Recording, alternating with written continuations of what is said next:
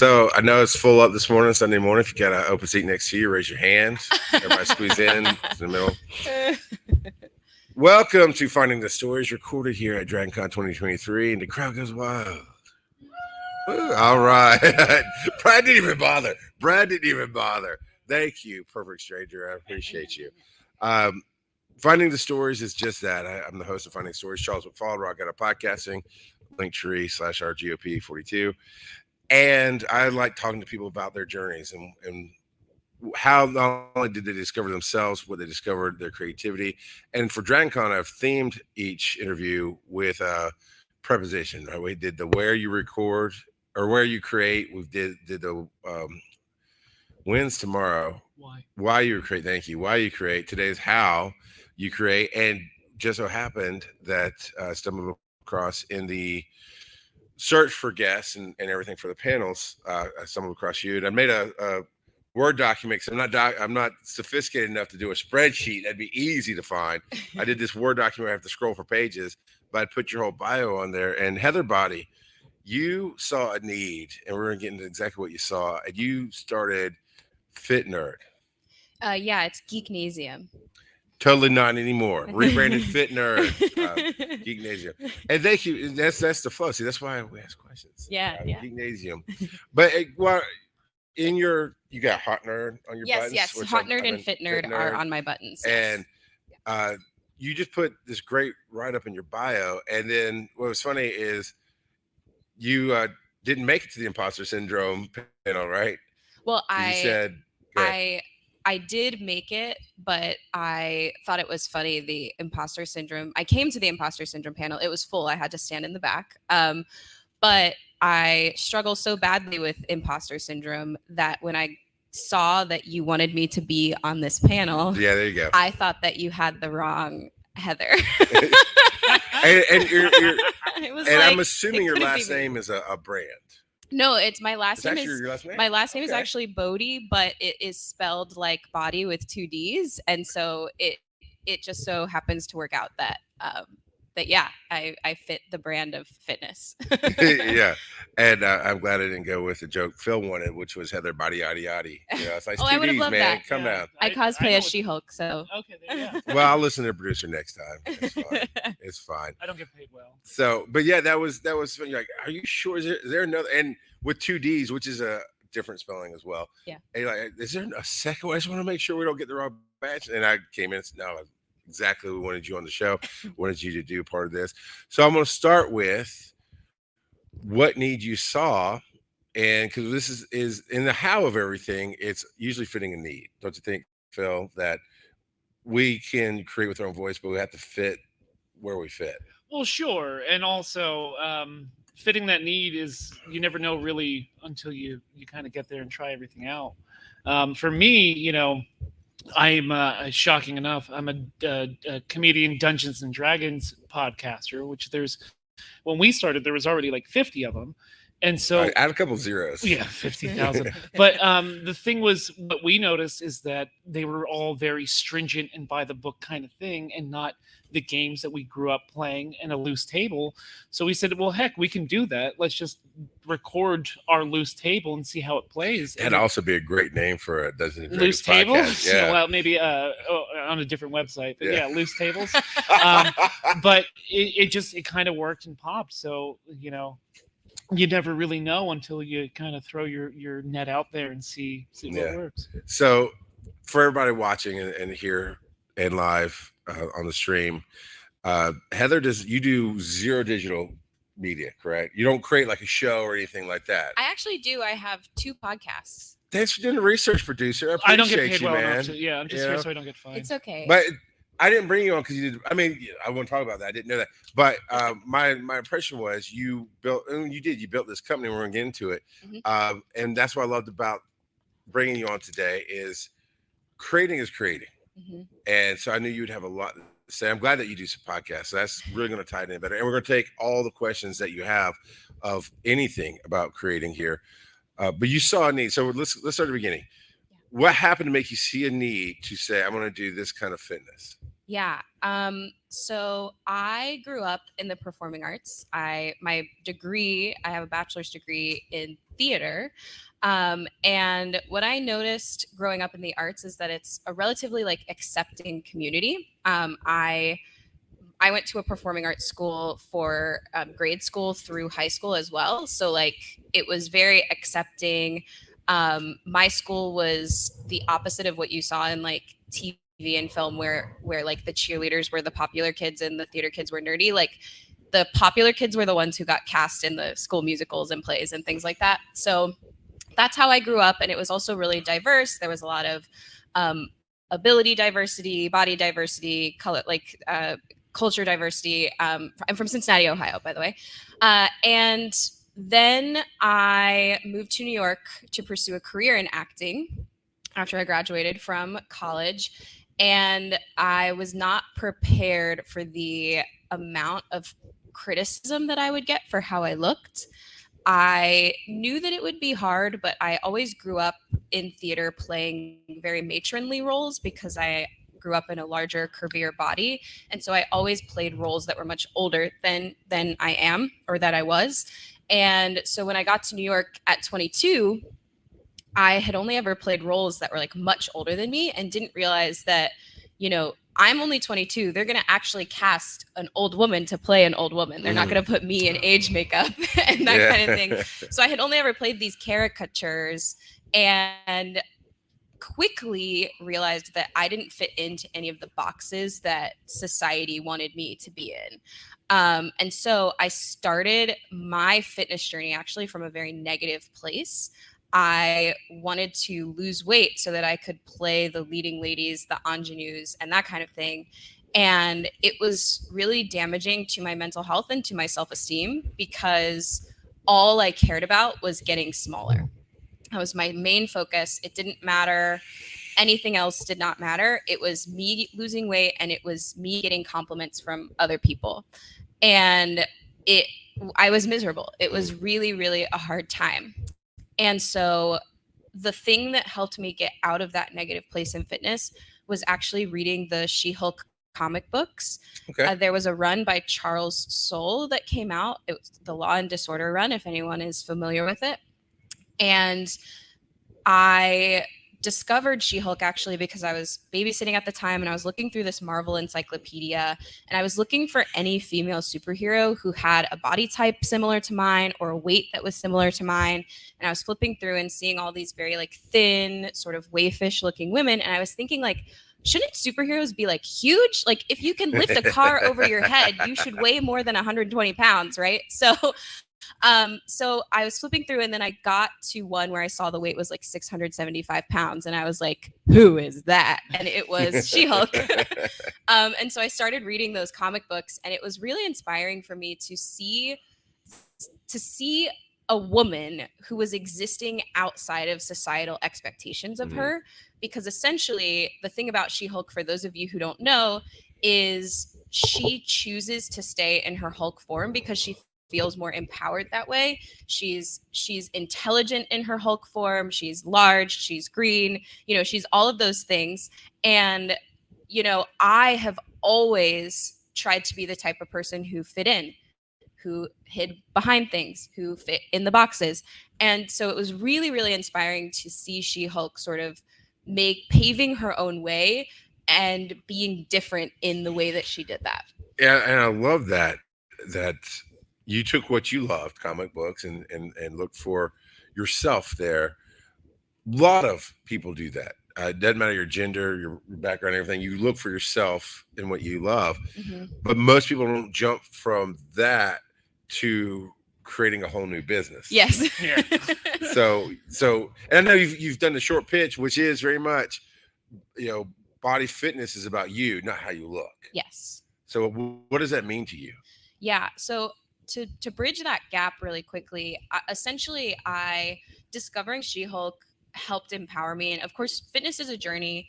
I got certified to become a fitness professional because I wanted to help other people realize that like fitness can be fun and it can be empowering. But then once I was in the fitness industry, all of the body things came back and I was like, I have to fit into this mold now and all of that.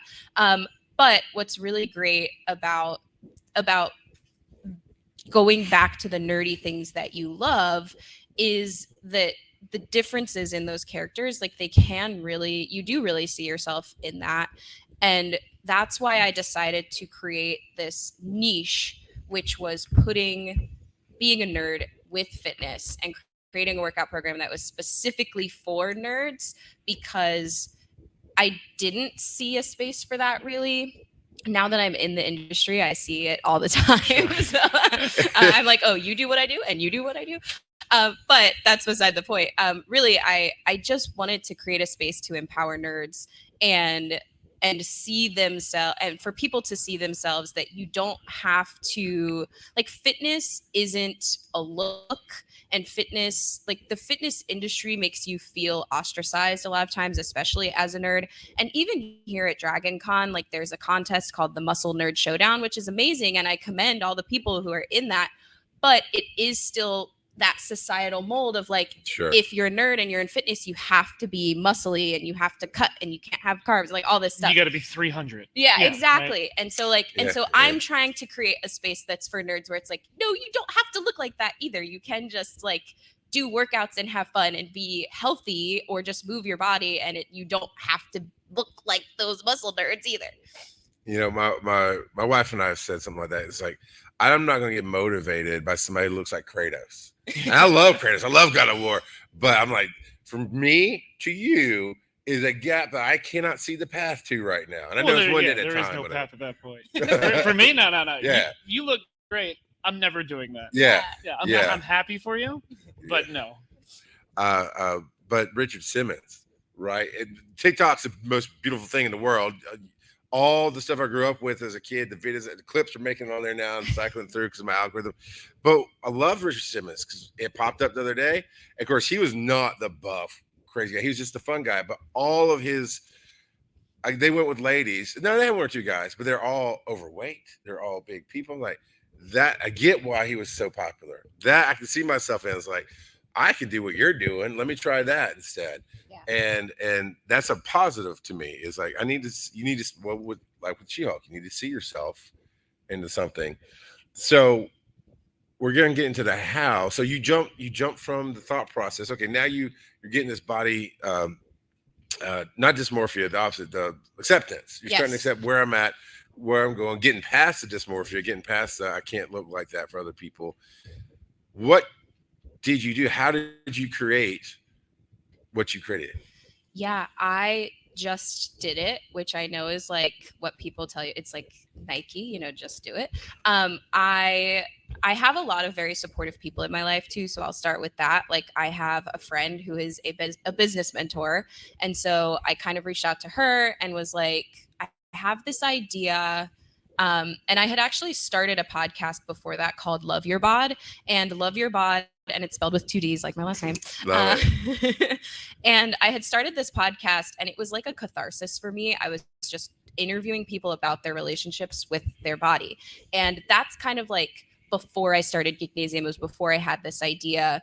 And I really wanted to turn that into a business. But then the idea for Geeknasium came to me, and it like overcame me. I couldn't think about anything else like once that came. So I was like on this trajectory promoting my podcast Love Your Bod and trying to figure out what I wanted to do with that when the idea for Geeknasium came to me. And I reached out to my business mentor and was like, which one should I do? Like, I'm already doing Love Your Bod. I already love it. But this idea, like, I think this idea is something I need to do. And she was like, well, just try it. Just do it.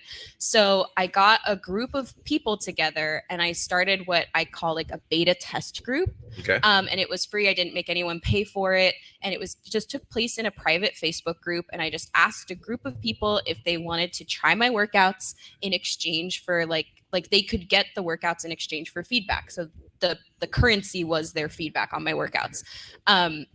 And basically what I did was I would film myself doing workouts.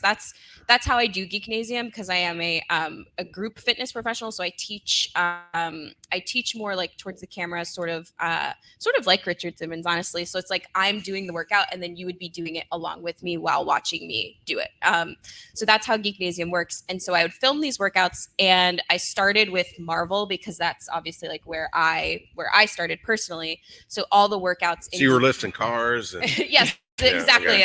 Cars over my head. But yeah, I started with like Spider-Man, and the way that I came up with it was just like, because I am a fitness professional and I can feel the different movements, I like to see what types of moves channel specific heroes. Okay. So like so there were a lot of stretches that we would do in my classes that reminded me of Spider-Man, or a lot of like weightlifting stuff that we would do that reminded me of different superheroes. And so basically what I did is I filmed myself doing a few specific types of workouts. So it was like a Spider-Man stretch, a Women of Marvel strength, those kinds of things. And then released them in this private Facebook group for people to try. And then as they tried them, they would give me feedback. And essentially that feedback helped me build Geeknasium to what it is now. That, and also me discovering like what I'm capable of, because what I essentially wanted Geeknasium to be, I wanted it to be like a 6-week workout program where I provided all the workouts for you. I provided fun recipes that were also nerdy themed, and all of that. And then I quickly realized after running a couple of beta test groups that like that wasn't sustainable for me to like keep doing. So now what Geeknasium is it's an online workout library. So it's kind of like Netflix. If you like log into Netflix, you can like browse based on whatever you're in the mood for. Geeknasium works like that too, where you can go in, and it has evolved from the Facebook group. It was in a Facebook group all through 2021. So I started Geeknasium for a timeline. At the beginning of 2019 is when I got the idea, and I started the beta test group. I beta tested it all up until September of 2019. And then in the fall, I started charging people for that 6-week program if they wanted to keep going or if they were interested. And then 2020 happened, and people were stuck at home. And then I just kind of turned it into, that's when it became more of like a library. It was still in a Facebook group, but I would just put documents in and people could find them that way. But it wasn't until 2022 that I bought this fitness. It's like a fitness program where you can like plug workouts in, and that's where it turned into the Netflix library that it is today. So that's like a little bit of a timeline of how long that took to make happen. It did not happen overnight, but essentially now what Geeknasium is like you log in, you can browse based on fandom, and there are now 100 workouts inside. But there are some from the very beginning too. So if you go back, you can see that it was like released in 2019, and you'll definitely be able to tell a difference like in the growth from there. But I still let those workouts be available. But yeah, long story short, you can browse based on fandom, based on type of workout, and that's another thing I got feedback on.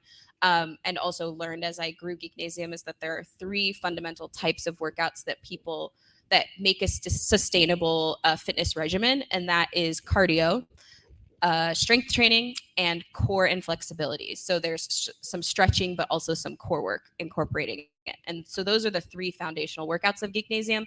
And sometimes I'll do specialty workouts like Black Widow Bar, because she was trained in ballet. Or I have guests come in and do workouts sometimes for fandoms that I'm not like part of or can't. I can totally do that. I'll be the blob and just let people bounce off of me. That'd be, well, got you. But yeah, so essentially that's how I grew, and it came to be what it is. Core and flexibility, but yeah, it's core work and stretching. But I just Dexterity. call it. Yeah, exactly. Yeah. But that's great. The way that you kind of timed that out. Well, the way that it kind of timed out with everything going on, like that beta period, it's such a genius idea to see, and get only feedback to see where we can make this better and improve for the people that are actually using it.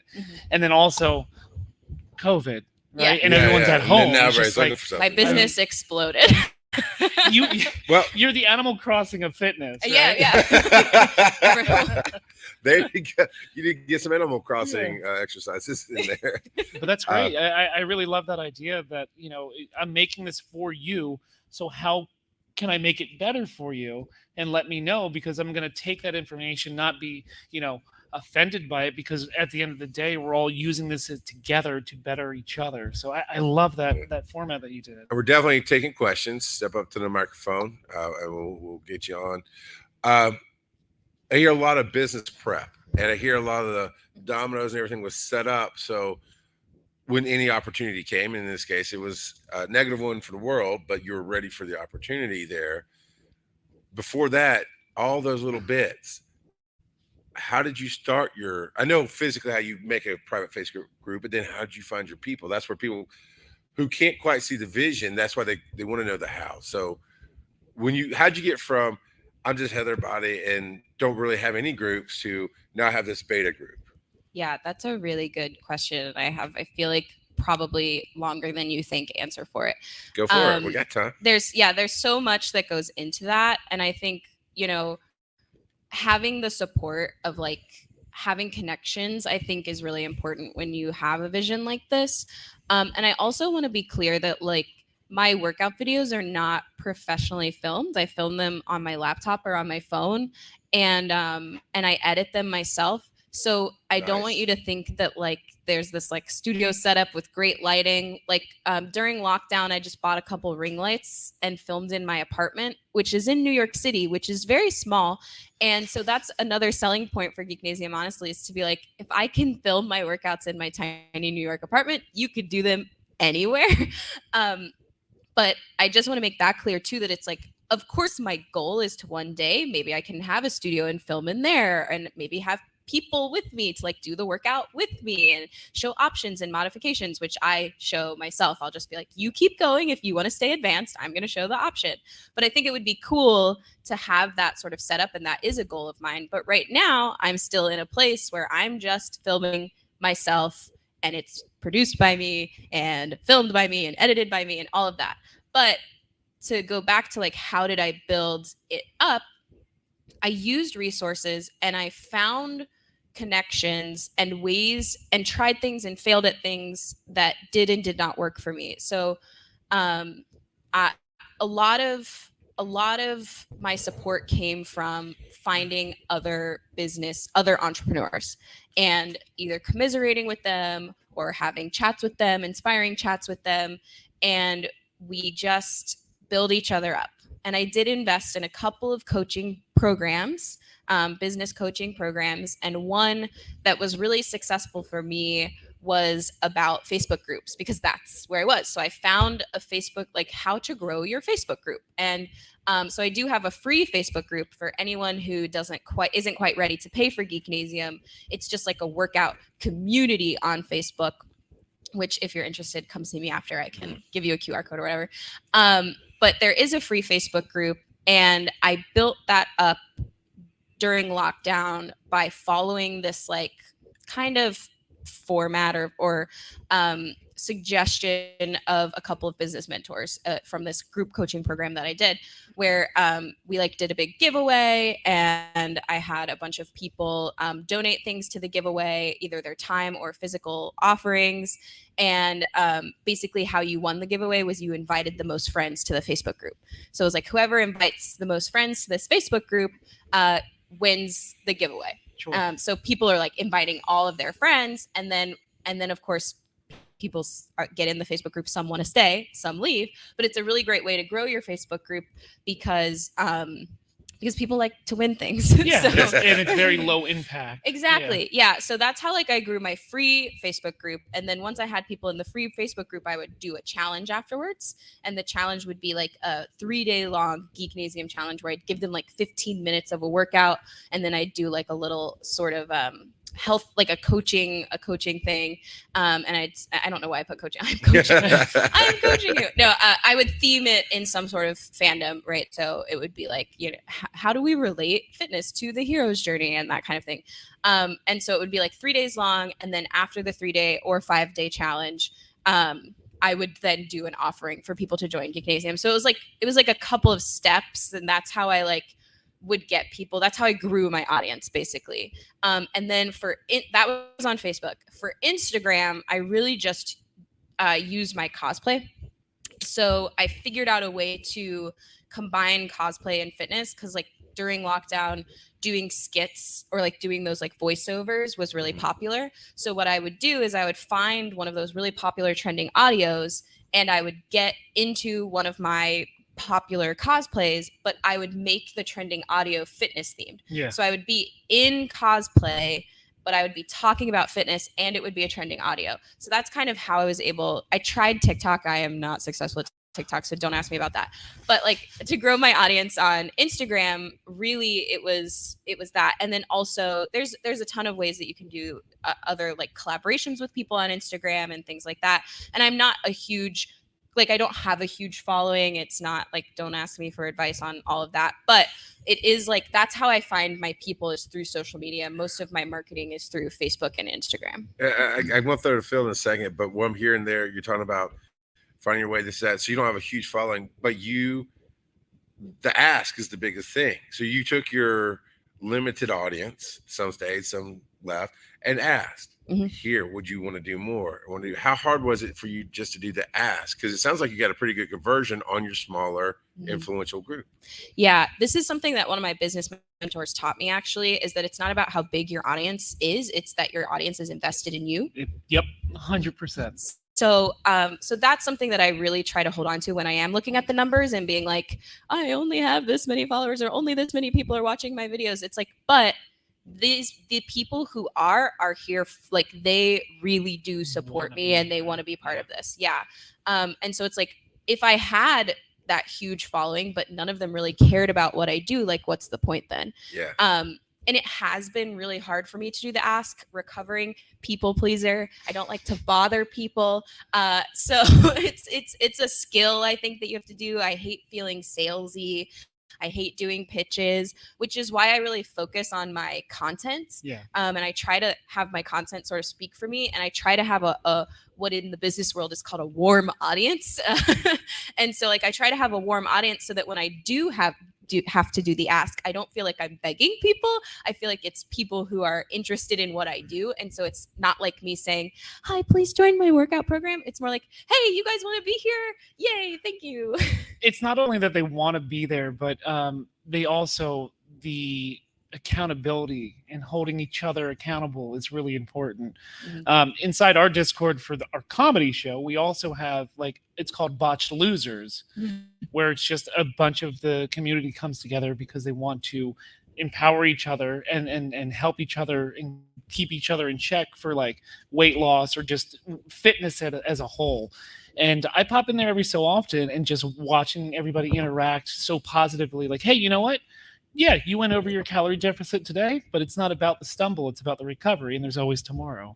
So it's just always great to see the people that want to be there and how excited they are to just empower each other and cheer each other on is great.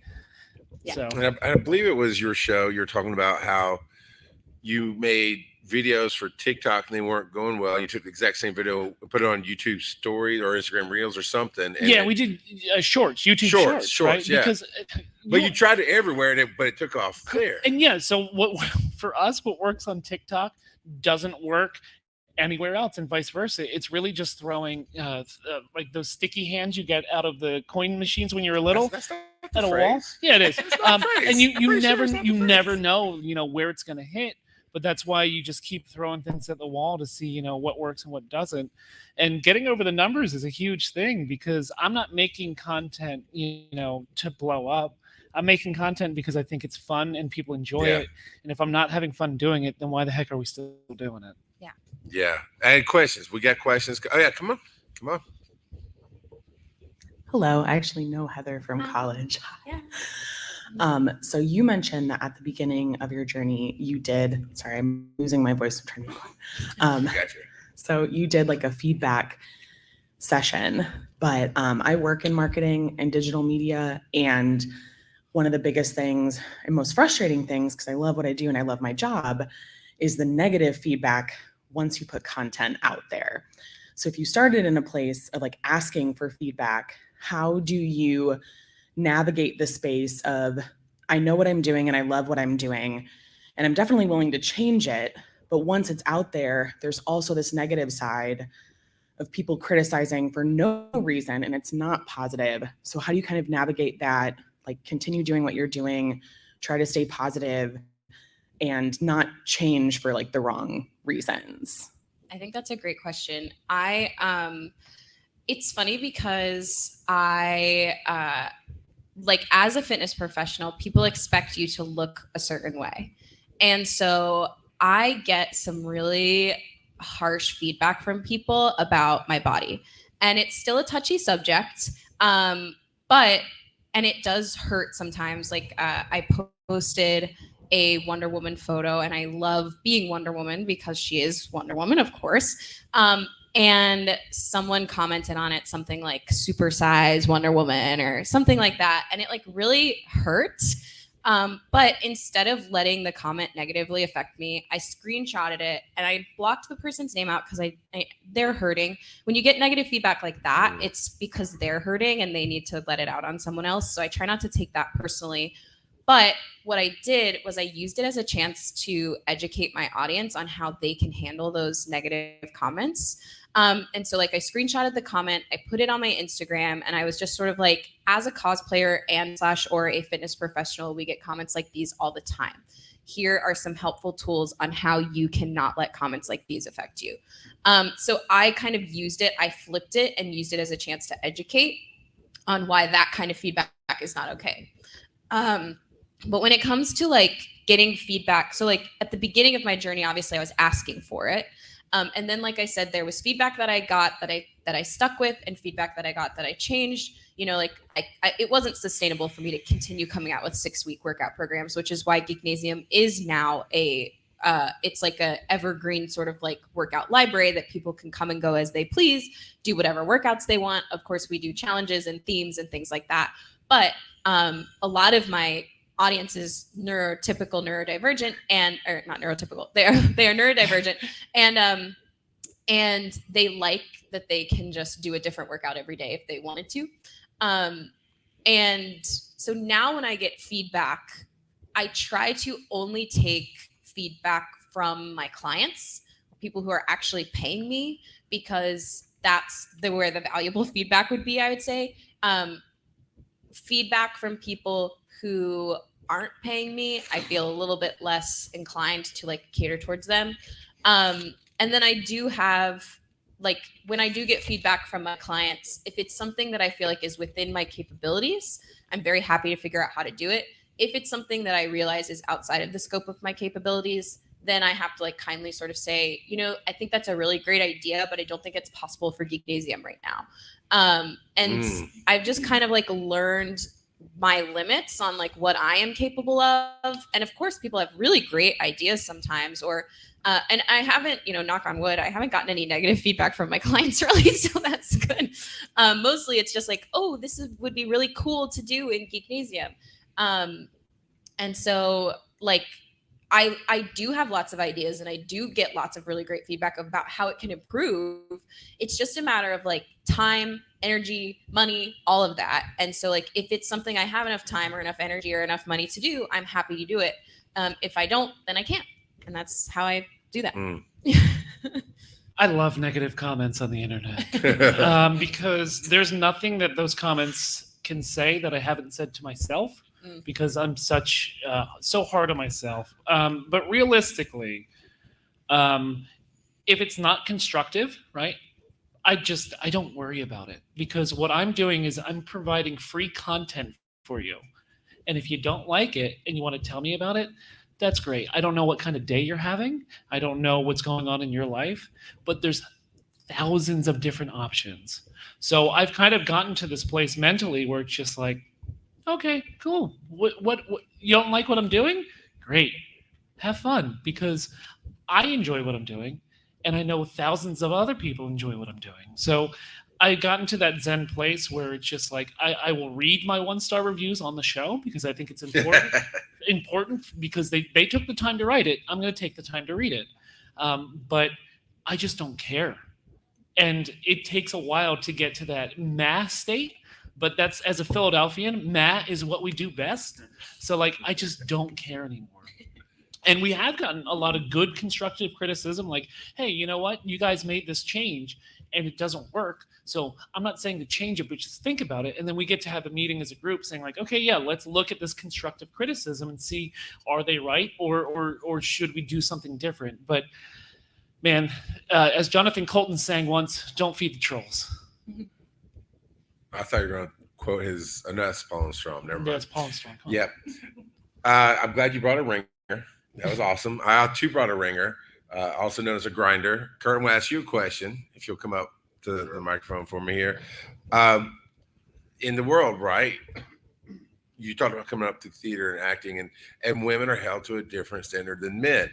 Kurt started a process a little over a year ago, or just about a year ago. Just about a year ago. Yeah. And to lose weight on his own, and he just started to do it to keep himself accountable. Started doing a video every day. Yep. Did you get all positive feedback and full acceptance? I still don't. He still doesn't. Oh man. So- Let him talk. I'm setting it up sorry. for the crowd. No, it's okay. So basically, yeah, about a year ago, I started on TikTok for some reason, where I do a fat guy vlog, and I just said, okay, it's time, and I'm doing fat guy day one, and just like started documenting every day, and like today is day 361.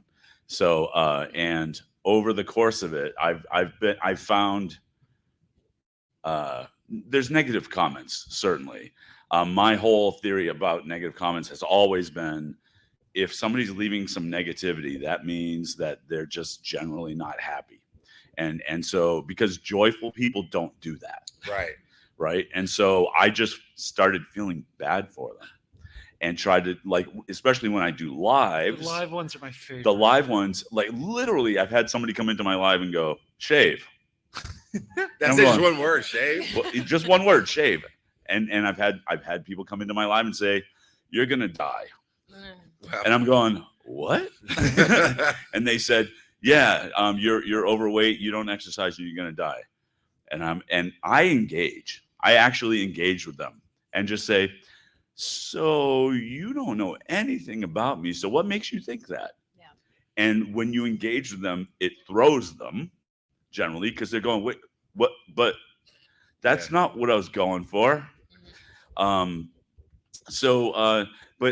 on top of all that, what I found though was, when I started out doing it for accountability for myself, and then I found the weight loss community on TikTok, and then that turned into, well, I don't want to let them down by not recording a video or by failing, whatever that means.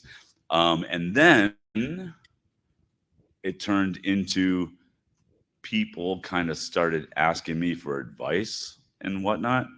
And so it's become this whole kind of bigger thing than I ever expected it was going to be. And also, I'm still losing weight and I'm still doing the whole thing. And I'm, before DragonCon, I'm down 124 pounds. So, well, thank you. But the whole thing has morphed to me. But the negative comments has, it really doesn't bother me at all, especially the live ones. The live ones, like, they come in and they try to get me to say stuff on live, thinking that I can't read phonetically, and just, I'm going, if you're gonna come in and do this, at least try to be creative. Just do lazy better. Trolls on TikTok. Yeah. And the weirdest thing is, half of the trolls end up following me, and then engaging positively. It's the weirdest thing. So, all that's up. Do you have a question, sir? I don't. You called me up.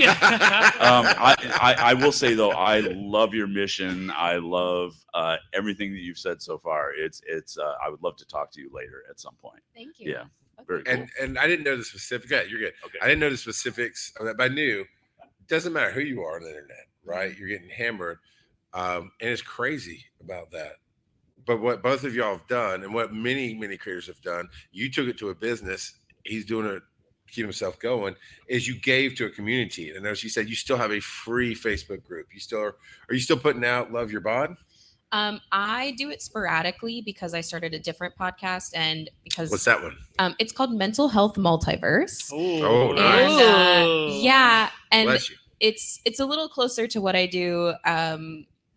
One of my very good friends who I actually met in a different business coaching program, she's sort of focused on mental health and healing, and I'm a little bit more on the health wellness fitness side of it. But what we do is we analyze leading characters, and we talk about their journey and how it relates to either a wellness journey, either in fitness or in mental health and healing. And our first season was this year, 2023, and we started with strong Disney heroines. So we're going through the whole Disney catalog and just starting with like Disney princesses, but not just the princesses, which is why we're calling it heroines. And we have been watching the movies and sort of analyzing the heroine's journey and how it can relate to either a body image, fitness, wellness, healing, or mental health journey. Nice. Yeah. Nice. But yeah, so Love Your Bod has kind of like scooted to the side while we work on that. Yeah. Well, you can even argue it grew into Geeknasium. Yeah, that's also true. And the quote I've heard that's really helped me through a lot of stuff was anger is the bodyguard of sadness. And so when people come on hot and angry, that's usually because what everybody's saying, you're damaged, everything else. We're still taking questions. I am inspired by Tanjiro in the back. I love Demon Slayer. I've been watching with my daughter. Do you branch out into, or are you thinking about branching out into other like animes or whatever to do your themed exercises? I am. I am not an anime person personally, so I have been at conventions like this. I do a lot of networking, and I do think that my plan is to hire someone to come on and do those workouts essentially for Geeknasium so that I don't have to. I do have, so Geeknasium has, I don't know how many different categories it has in fandoms, but there are many. Everything from like Harry Potter to Lord of the Rings. Actually, no, I lied. There's not Lord of the Rings. I don't know. So it's just a little walking. Not yet. Yeah. It's just a 5K. No, I was like, why did I say that? Everything from Harry Potter to like, so I have a category called Netflix Originals, which is anything that was like originally made for Netflix in terms of like as a show. So like The Witcher is in there, Stranger Things is in there, Umbrella Academy, like that kind of stuff. It's mostly like things that I like. I just turn into a workout. I get inspired and I'm like, okay, we'll do this. But I do hire outside, I call them guest instructors, and we either collaborate or they do the workout. My friend Rachel does most of the dance stuff. Like we have a couple of dance workouts in there. I did a Barbie workout with one of my friends that we actually had a live event in New York that I recorded, and it is now in the Geeknasium workout library. So there's tons of different themes, but anime is one that's not in there yet. Lord of the Rings is not in there yet. And Game of Thrones is not in there yet. Lord of the Rings can just be the Appalachian Trail. You just walk it for 6 months. Everyone just walks. Yeah, I mean, I could just be like, go for a very long hike, and that's your Lord of the Rings workout. And you throw a ring into just a fountain or something. Yeah, take this ring. Yeah. So you talk about getting feedback. You've talked about getting it. What's one of the best ideas you got from somebody else? Like they said, hey, why don't you try this? Like, that's just brilliant. Oh man, that's a really good question. I think that an idea that I got from someone else that I haven't quite like been able to implement yet is gamifying Geeknasium. Yep. Okay. I don't know how to do it, and I'm really trying to figure it out. But like, I really want to figure out how to give my clients like certain rewards for getting certain things done. And I know that it could be like done with an app, or it could be done with all sorts of things. But like, I don't have the capability of figuring that out. And that's what I do for my fitness is really Ring Fit for the Switch, man, because it has fully gamified fitness for me and for the entire house. And we're such a competitive household that, you know, that's how we kind of keep each other in check, because we always are fighting for the top of the leaderboard on that stupid little game. But it works for us. So that's what I do. I've been trying to find some. We bought Ring Fit as well, and I was hoping for that in my family. And the kids got into it a little bit, and We Fit, the original one. Yeah, right? With the balance board. With the balance board. My wife and I got that when it came out, and we did that for a while. But see, there's a limitation on that one.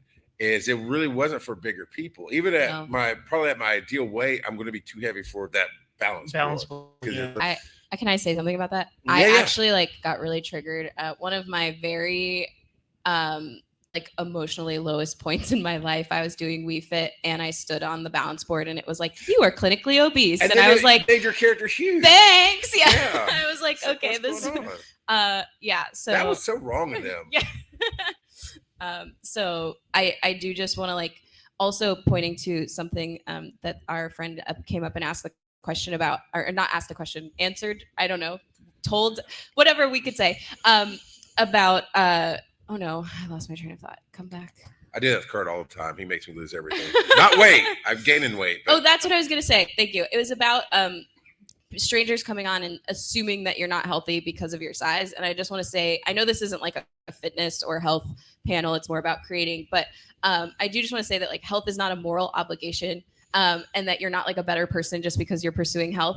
And also that you can't tell if someone's healthy or how they live their life based on how they look. And you should not assume health based on how someone looks either.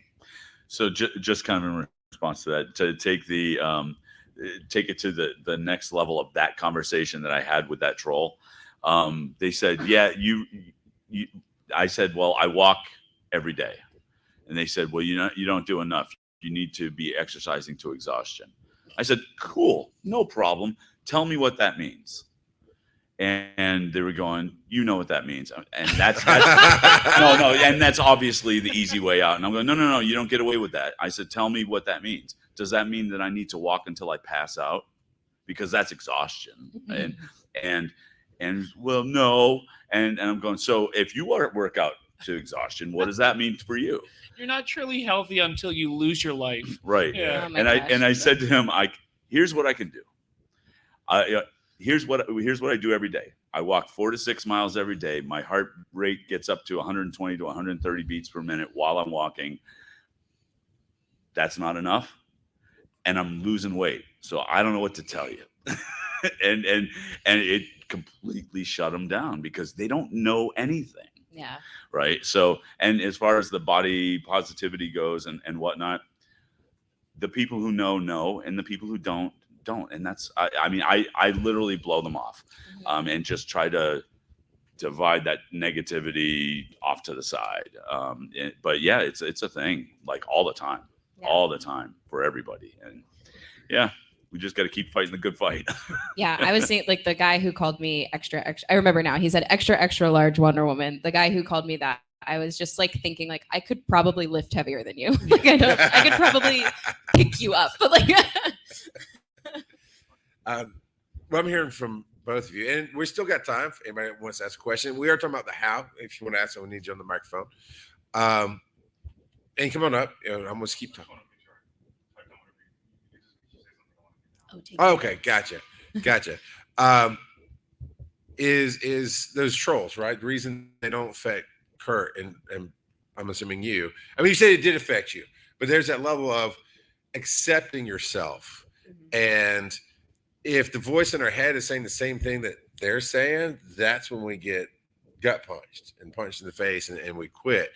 And I think the biggest thing for you, Kurt, is when you decided to do it is because you stopped feeling, I'm assuming, but going from my own personal experience, you stopped feeling bad about yourself, and some of the areas of your life started feeling good about yourself, and then went, now I feel good. I'm going to take this journey and make the outside maybe feel like the inside. And there's little things that I do, right? I used to be really obsessive over, the number on that scale in front of me.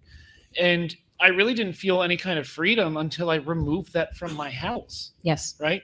Because that number really doesn't matter if I'm feeling physically and mentally good, right? I have mess ups, and I know there's some days where I should be doing more activities, but I also don't dwell on those, right? I just try to set new and better goals for the next day and say, hey, look, you've been in the studio for 8 hours today, sitting and not doing anything. That's not okay, right? So I'll just try to set aside something like an hour to do what Kurt's doing and just go out and walk, right? Or go out and do some yard work where I'm up and down and just being more motive than just sitting in a chair editing audio or videos. Yeah, don't discount walking as a form of exercise. Oh, hell no. Yeah. I did this because of fitness on my watch tracks, and I had and changing something that will change your mindset is important. I didn't do it intentionally. I went from iPhone to I just got a Samsung is a whole different universe, a lot of similarities, but my brain really had to shift from knowing Apple for last however many years to this different mode. So I had to figure out, how to set the health things. Went in to dig into it. I'm using their health app, and it's right on par with. I paid for the psychologist Noom. I paid for Noom early in 2020, and learned the psychology of it. And I said, interesting. You had to remove your scales. Yeah. I never got on the scales because I didn't want to know. I was just guessing my weight. And with that, the psychology of it for me, and everybody is different. The psychology for me was, you get on every day, you take the stigma out of it. And I did that for the better part of a year. So it's very interesting how everybody has to take a different format. And so I want to throw out this principle: how you do anything is how you do everything. Mm-hmm. And in that line, I'm going to go to you, Heather. With that principle in mind, what was something you changed? Like, I'm going to do this differently, and you saw that affect everything else you did. If you need to think about it, we'll throw it to Phil. He'll make something up. I'm gonna have to think about it. I got out of my own brain. I used to set such a regiment schedule that I had to, be here, do this, do that, do that. And it wasn't until I kind of said, I'm keeping myself to too high standards to kind of break that pattern, that mental pattern that I kept myself on for so long. And it wasn't really until I hit burnout. Burnout changed me. And it made me step back from content creation and everything to reanalyze what I was doing in my life. Yeah. And what actually matters. Because in hindsight, all the things that I was creating, while they do matter to some people, was ruining me mentally. And the thing that I had to really realize is that I matter.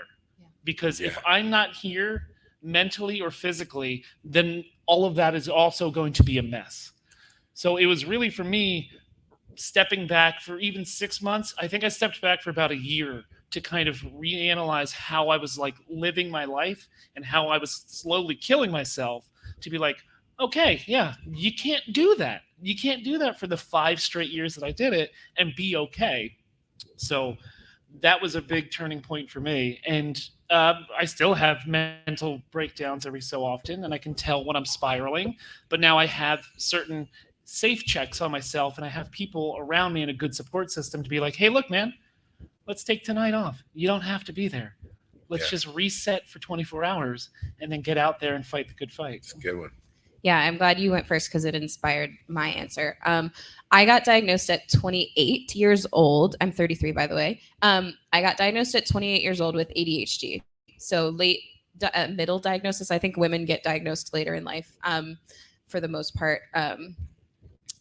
Statistically. Anyway, I got diagnosed with ADHD at 28, and it changed my life because it helped me understand like how my brain works. But it also, because I am an entrepreneur and I do a lot of work with entrepreneurs, like I was saying, I'm in these coaching programs and all this, and they tell you how you should, quote unquote, do things. And my brain doesn't work how all of these entrepreneurs were saying I should do things. And so I've started telling myself these negative things about, I'm not regimented enough to be an entrepreneur. I'm not structured enough to be an entrepreneur. And then I found this group of women who we just started a little group. It was just like a small group of us at first, and we talked about our businesses together, and like I said, we commiserated but also supported each other.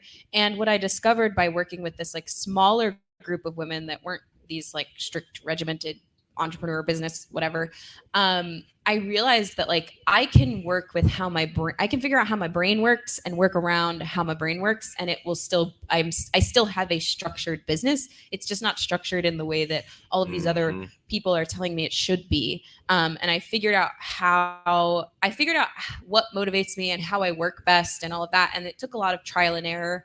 I have to write everything down.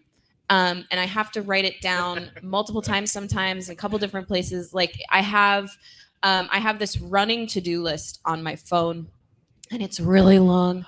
And for some people that might be intimidating, but for me, if there's something I need to do that's not on that list, it will never, ever get done. And so like honestly, I even put like really tiny things on there so that I don't forget to do them. You might think that something's not important, and then you just don't get around to it.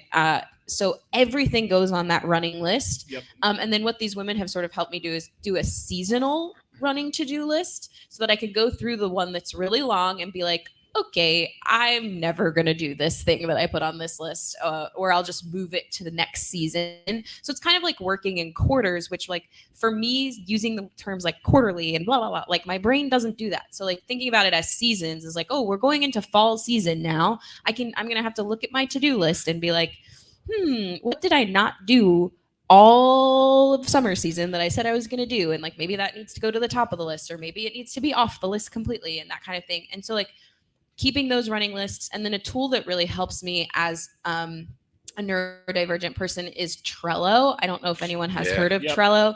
I have a friend who's like a business expert in Trello. So I was like really lucky to be her friend because she helped me figure out how to like set up automation in Trello. And I do a lot of my client tracking in there. I track my content in Trello. Like, for Trello gives you due dates, and it's just like gives you visual things. I have my values listed in Trello, so I can go back and look at like, oh yeah, these are my personal values. Am I posting content that relates to that, and that kind of thing?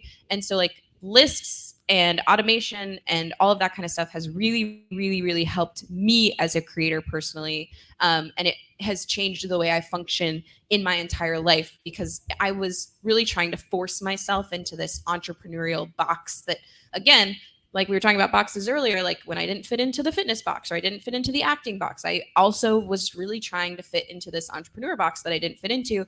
So I found out how to make it, how my brain actually works. How to be a box maker. I make my own box. Yeah, exactly. Yeah. I think we have a question here. I am the king of the notebooks. Yeah. I buy notebooks left and right, and I have, I would say 50 of them, and they all have like the first 5 pages filled up, but I know exactly what is in each one of those notebooks, and I know exactly where they are. So, hell, I even bought a new notebook before I got down to DragonCon. So, all right, we got just a few minutes, so we'll hit it here. Is it okay that I started recording as soon as I put my laptop down? Yeah. Absolutely. Just a quick thing to add about the Trello app, I'm guessing it is. Yeah, you can use it on your desktop app, too. Yeah. Cool. I actually started using reminders on my phone in a certain way, in very small ways, easy things to accomplish to remind myself of, because I had to learn the hard way after 5 years. I was not going to do things that caused too much work, even if it was like vacuum this or sweep this. I had to just make it, just try to breathe more slowly, relax your shoulders or your facial muscles, things like that. Yeah. Maybe try to do something creative, things like that. But that wasn't the question. I'm just rambling. Sorry.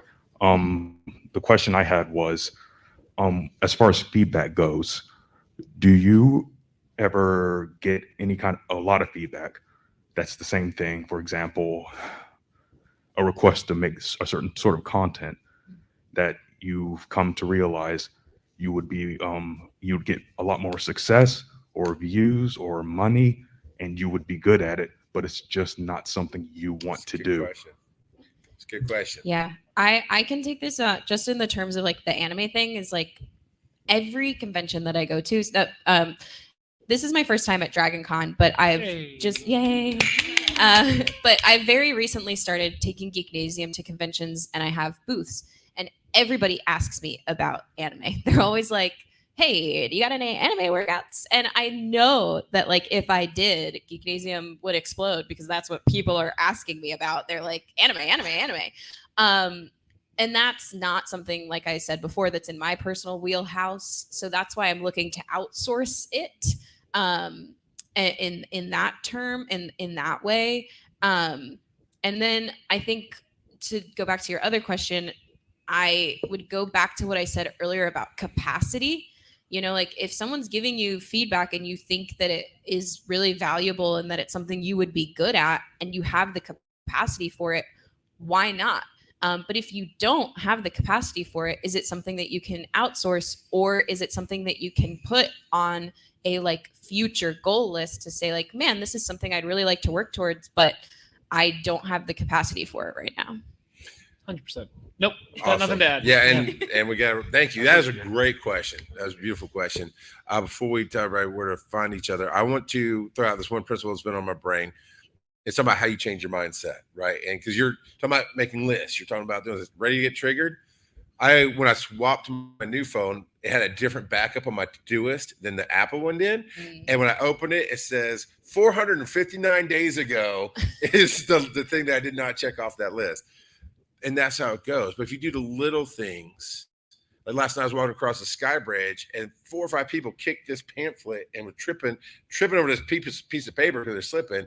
I just picked it up as I went through, because for me, it really translates into something huge that I just don't think about anymore. Just how I'm gonna pick up that trash. I'm not gonna walk past something that's little that needs to be done, because that's what was killing me, is I'm not doing the little things. So something as simple as rearranging your closet in a different way. Or one that worked for me, this bishop I was following, he actually said, do that, change the closet, he said, change the way you shave your face, it'll change your mind. And I did that first, and it set me on a journey to where I can change a whole world of phones. Both of you, I don't know what you're laughing at, but you stop it. You haven't shaved your face differently in 20 years. Y'all haven't. You don't know. You don't know. It's how this part is shaved, dudes. I can't say the words I want to say. It's well before 10 p.m. Best way to change your mind is 3 grams of mushrooms.